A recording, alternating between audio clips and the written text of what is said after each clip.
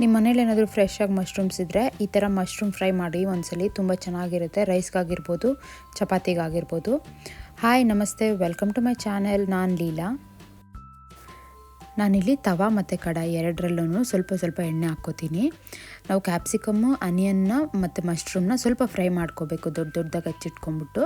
ನಾನಿಲ್ಲಿ ಕ್ಯಾಪ್ಸಿಕಮ್ನ ಈ ಥರ ಹಚ್ಚಿಟ್ಕೊಂಡಿದ್ದೀನಿ. ಇದನ್ನು ಸ್ವಲ್ಪ ಹೊತ್ತು ಶಾಲೋ ಫ್ರೈ ಮಾಡಬೇಕು. ಇದು ಮತ್ತು ಆನಿಯನ್ಸ್ನ ಕೂಡ ಇವಾಗಲೇ ಹಾಕ್ತಾಯಿದ್ದೀನಿ. ಮಶ್ರೂಮ್ಸ್ನ ಇನ್ನು ಸ್ವಲ್ಪ ಹೊತ್ತು ಆದಮೇಲೆ ಹಾಕೋಣ. ಇವಾಗ ಹಾಕಿದ್ದೀನಿ. ಇದು ಫ್ರೈ ಆಗೋಷ್ಟರಲ್ಲಿ ಕಡಾಯಲ್ಲಿ ಸ್ವಲ್ಪ ಜೀರಿಗೆ ಹಾಕ್ಕೊಂಡು ಒಂದೇ ಒಂದು ಬೇ ಲೀಫ್ ಹಾಕ್ಕೊತಾ ಇದ್ದೀನಿ. ಅದಾದಮೇಲೆ ನಾನು ಒಂದು ಈರುಳ್ಳಿನ ಚೆನ್ನಾಗಿ ಹಚ್ಚಿಟ್ಕೊಂಡಿದ್ದೆ ಸಣ್ಣದಾಗೆ. ಆ ಈರುಳ್ಳಿನ ಹಾಕ್ಕೊಂಡು ಸ್ವಲ್ಪ ಹೊತ್ತು ಫ್ರೈ ಮಾಡ್ಕೊಬೇಕು.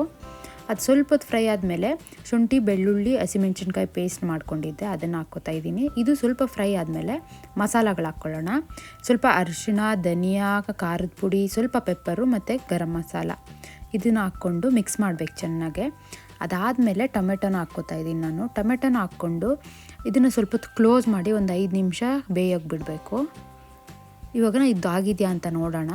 ನೋಡಿ, ಇವಾಗ ಸ್ವಲ್ಪ ಫ್ರೈ ಆಗಿದೆ ಅದು ಈರುಳ್ಳಿ ಮತ್ತು ಕ್ಯಾಪ್ಸಿಕಮ್ ಎಲ್ಲ. ಇವಾಗ ನಾವು ಮಶ್ರೂಮ್ಸ್ ಹಾಕ್ಕೋಬೇಕು. ಯಾಕಂದರೆ ಮಶ್ರೂಮ್ ನೀರು ಬಿಡೋದ್ರಿಂದ ಫಸ್ಟೇ ಹಾಕ್ಬಿಟ್ರೆ ಅದು ನೀರು ಬಿಟ್ಕೊಂಡ್ಬಿಡುತ್ತೆ. ಕ್ಯಾಪ್ಸಿಕಮ್ ಮತ್ತು ಆನಿಯನ್ ಚೆನ್ನಾಗಿ ಬೇಯಲ್ಲ.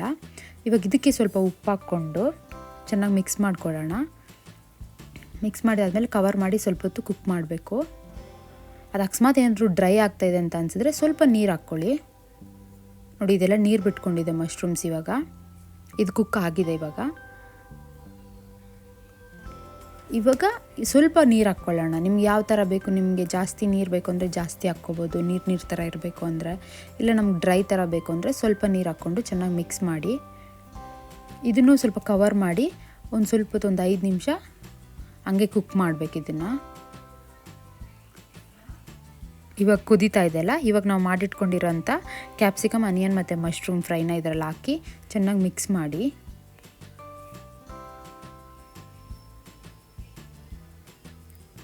ಒಂದು 5 ನಿಮಿಷ ಇದನ್ನು ಬೇಯಿಸ್ಕೊಂಡ್ರೆ ಸಾಕಾಗುತ್ತೆ. ಸುಮ್ಮನೆ ಮಸಾಲೆ ಎಲ್ಲ ಹಿಡೀಲಿ ಅಂತ ಅಷ್ಟೇ.